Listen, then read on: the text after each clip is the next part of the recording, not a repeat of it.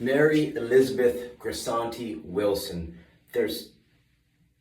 So it's like, how do we raise your son's IQ in an effortless way that helps him grow his own life, and his team and his community. What are some ideas that I think could really rapidly have him just become really develop at a fast rate, change the trajectory of his daily training. The first thing that comes to mind is that I think a lot of coaches don't teach. I think it took me even like 10 years out of graduating D1 college soccer, right? I walked onto the URI men's soccer team, and so I played for 4 years, a couple goals, and it took me 10 years after graduating, my senior year, to realize that the goal is you want to be very relaxed, right? Because the more relaxed you are, I'm not saying don't be intense, I'm not saying don't be competitive, but if you can be relaxed, then it makes everything else, it makes you more forgiving of yourself on the field when you make a mistake.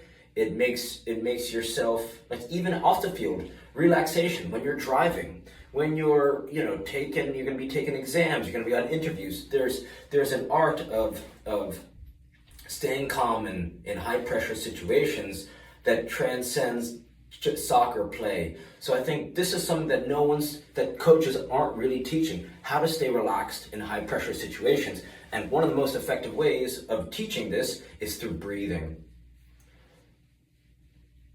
And an easy way to know if you're breathing effectively, and this is what I wish I knew. This is why I make these videos, is because this is just all this stuff.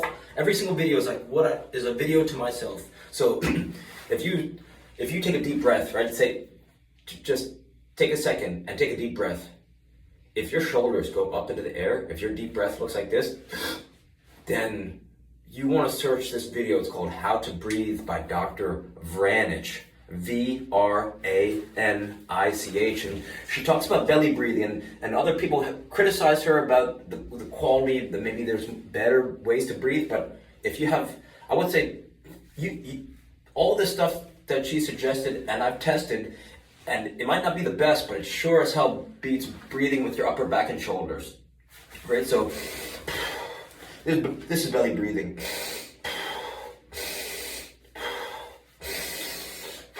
And you'll notice you could feel your belly breathing. It massages your internal organs. It takes pressure off your spine. And since it uses less energy breathing with your belly than your upper back and shoulders, you're going to effortlessly improve your endurance and stamina, right? So this leads right into being able to stay relaxed.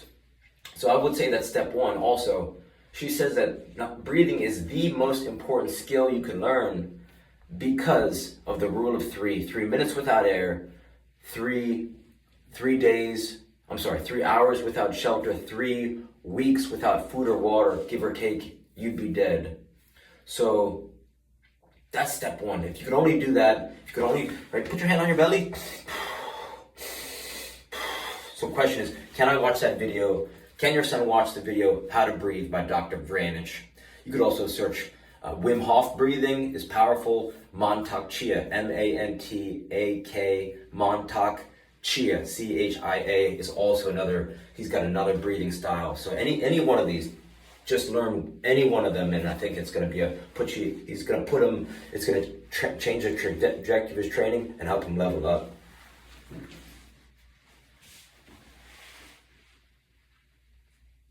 It's convenient for your coach to say, oh, he's got to get better IQ, but most coaches can't show their players where they should be, show their attacking formation and their defensive formation at a bare minimum. So maybe the coach is correct in some ways, but maybe he's not coaching him effectively, because he could say, okay, Tommy or Billy, whatever, this is where you should be ballpark when we're attacking, and this is where your area where you should be defending, right? It's like spread out, create passing lanes, create dribbling lanes, and advance the ball up the field and punish the other team's goalkeeper. And then when you're defending, come press, and this is what we look like. So So we can't control that, right? So that's okay. Second thing that we can't control is soccer players are humans first, soccer players second. So if he can elevate the quality of his movement, then he's going to be more dangerous in the field. There's one tool in particular that's completely changed my life. It's improved my running technique. It's made me a better juggler. It's made me a better passer. It's made me a better dribbler. It makes me more explosive. This is called an RMT rope. It's just a piece of rope you could get at your local hardware store. You could buy one online if you're lazy. You could tie two shoelaces together. You could cut it. Look, you could cut a towel in half long ways, or you could even not cut it in half. But the whole idea is, your body's connected from fingers to toes. So as you swing this rope in your hand, you get a better understanding of where your body is in time and space. And why that's important is because if you have a better control of your body, you can be more explosive, right? When your brain says, right, let's go this way, then you go this way. Instead of trying to go this way, then you're all over the place. Like you could kind of tell when a player is uncoordinated or has poor running technique. So that's why this is like this simple rope, right? You want a rope that's a little bit longer than he is tall.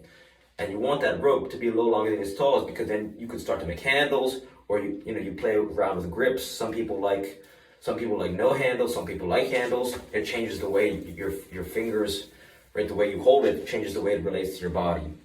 So long story short, if you could just get into one, standing like this, if you could swing it like this, you probably have a jump rope lying at home. A jump rope or an RMT rope is like the most effective. It's like having a soccer gym that fits in your pocket. You bring it everywhere you go. So if he just starts the art of just swinging this thing in a circle, man, I tell you what, it seems so simple, but this is like a whole weight room. This is like a soccer gym in your pocket for less than $10. So I cannot say it enough times. So the question is, can I learn how to make an RMT rope? And then, right, so that's step one, because you can start to use it. Once you start to use it, then you could learn different patterns. There's one in particular, it's called the alternating underhand sneak. The alternating underhand sneak. It'll completely change your life. Looks like this. Well, just get the rope first and start swinging it, because once you start swinging it, then you start to feel the power of it. Until you start swinging it, then, that's the first step. Okay.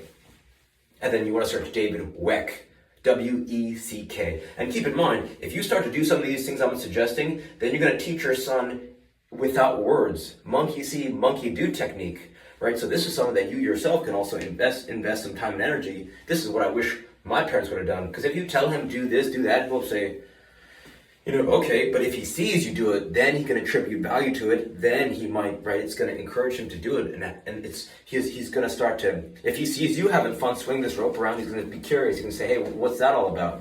And then, right, then he's going to feel the power. Then question 3 is, can you take a soccer vacation? Can you yourself take a soccer vacation? All that means is, can you bring a size 1 ball with you everywhere you go? Some kid reached out to me a year after he started watching my videos, and he said he made his varsity soccer team just by doing this simple stuff. Using a size 1 ball, it's going to give him a competitive advantage because it's harder to manipulate, right? It's smaller. So when he steps on the field using a size 5, it's going to feel like a balloon, right? He's going to be able to dance around his opponents more effectively. And the third thing is kick trainer. SKLZ solo kick trainer. This thing costs less than $27 on Amazon, and then you can cram months of training into days or weeks, right? So it's effortless. It's effortless, and you could get 60 touches in 60 seconds, which means watching TV, walking to school, walking around the city, everywhere. I mean, I'm 34 years old. I'm bringing these everywhere I go, and training doesn't stop. It's everywhere. It's perpetual. So can I invest in an RMT rope?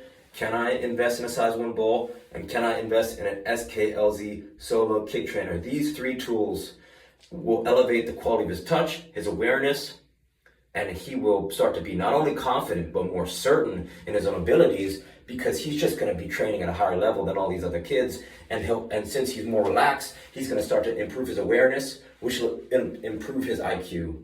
So hopefully some of these ideas help. Reach out with any questions. 508-505-1180. Thank you.